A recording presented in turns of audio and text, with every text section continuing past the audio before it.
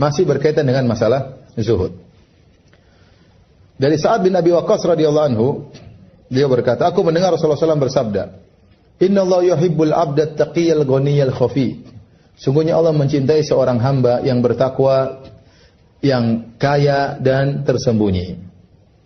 Ini ada 3 ciri yang menjadikan seorang dicintai oleh Allah. At-taqi al-ghani al-khafi. At-taqi bertakwa, al-ghani itu mencukupkan dirinya, tidak membutuhkan orang lain. Al-khafi adalah orang yang tersembunyi, tidak menampakkan dirinya. Ya. Kata Ibnu Qayyim rahimahullah, "Laisa sya'nu an tuhib walakin asy-sya'nu an tuhab." Perkaranya bukanlah kau mencintai, tapi bagaimana kau dicintai oleh Allah Subhanahu wa taala. Banyak orang mengaku cinta kepada Allah Subhanahu wa taala, tetapi cintanya bertepuk sebelah tangan. Yang penting bagaimana kita dicintai oleh Allah Subhanahu wa taala. Di antara sarana yang buat kita bisa dicintai oleh Allah, 3 sifat. At-taqi al-ghani al-khafi.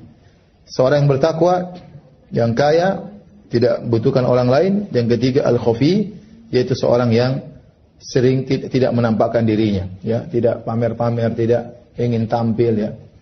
Adapun yang bertakwa, yaitu orang yang ya senantiasa bertakwa kepada Allah, menjalankan perintah Allah, menjauhi larangan Allah, baik tatkala bersendirian maupun di hadapan banyak orang.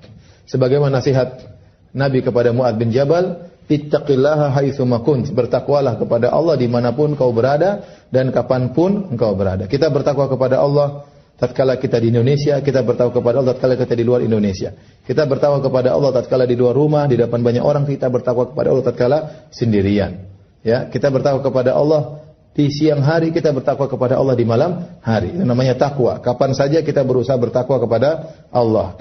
Hamba seperti ini dicintai oleh Allah Subhanahu wa taala. Yang kedua, al-ghani, seorang yang mencukupkan diri. Sebagaimana sabda Nabi, "Wa man yastaghni yughnihillah." Barang siapa yang berusaha mencukupkan diri, maka Allah akan mencukupkan dirinya. Akan diberikan kecukupan oleh Allah Subhanahu wa taala. Makanya orang yang suka minta-minta tercela. Dalam hadis kata Nabi sallallahu alaihi wasallam, "La tazalul mas'alatu bi ahadikum hatta yalqallaha yaumal qiyamah wa laysa ala wajhi muz'atul lahmin." Senantiasa seorang minta dan minta sedikit minta sama orang, minta tolong. Ini tidak punya malu.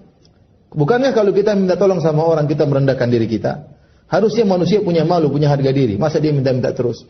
Tapi orang ini sudah membuang ya tabir rasa malunya, dia buang. Dia tidak punya malu, minta sana, minta sini, datang sana, minta sini, ya, tanpa ada perkara yang darurat. Ya, senantiasa minta dan sedikit minta tolong. Kata Nabi, sampai dia dibangkitkan oleh Allah pada hari kiamat dalam kondisi wajahnya tidak ada daging sama sekali, wajah tengkorak. Kenapa? Karena rasa malu yang ada di wajahnya sudah dia buang waktu di dunia. Ya. Ya. Kalau orang Jawa bilang rai gedek. Ya. Kalau orang ini bilang buka tembok, ya. Tidak punya malu. Ya. Orang Bugis bilang apa? Nggak tahu ya. Saya juga tidak tahu. Jadi intinya begitu ya. Sebaliknya orang yang tidak suka minta-minta kepada orang lain, itu orang yang dicintai oleh Allah Subhanahu wa taala. Maka Nabi pernah membaiat para sahabat. Kata Nabi, "La tas'alunan nasa syai'an." Jangan kalian minta kepada orang lain sedikit pun.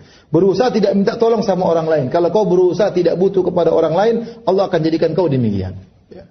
Sampai sahabat ada dia lagi naik onta, kemudian pecutnya jatuh, semetinya jatuh, dia tidak suruh orang tolong ambilkan, dia turun sendiri ngambil sendiri.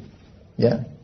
Ini para sahabat ya. Mereka melatih diri untuk tidak meminta tolong sama orang lain sama sekali. Ya.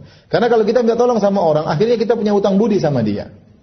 Kalau sudah punya hutang budi sama dia, akhirnya kita rendah di hadapan dia. Semakin kita rendah di hadapan makhluk, kita semakin rendah juga di hadapan Allah Subhanahu wa taala.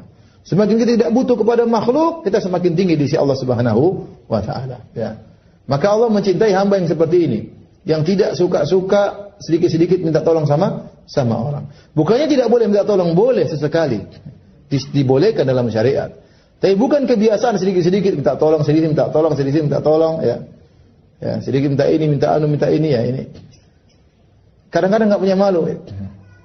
Ikut kajian rame-rame terus bungkus-bungkus sendiri makanan. Kalau diizinkan sama pemilik rumahnya, silakan bungkus Bu, itu enggak apa-apa. Tapi saya bungkus ya. Enggak apa-apa juga sih kalau dia tahu majikannya baik ya, temannya baik. Tapi jangan kebiasaan seperti itu. Nanti yang pemilik rumah bilang, "Enggak apa-apa, enggak apa." Tapi dia ngomong di belakang, "Itu orang enggak punya malu." Nah, disuruh bungkus sendiri. Disuruh bungkus banyak sekali bungkusnya. Jadi bawa kantong persiapan dari rumah.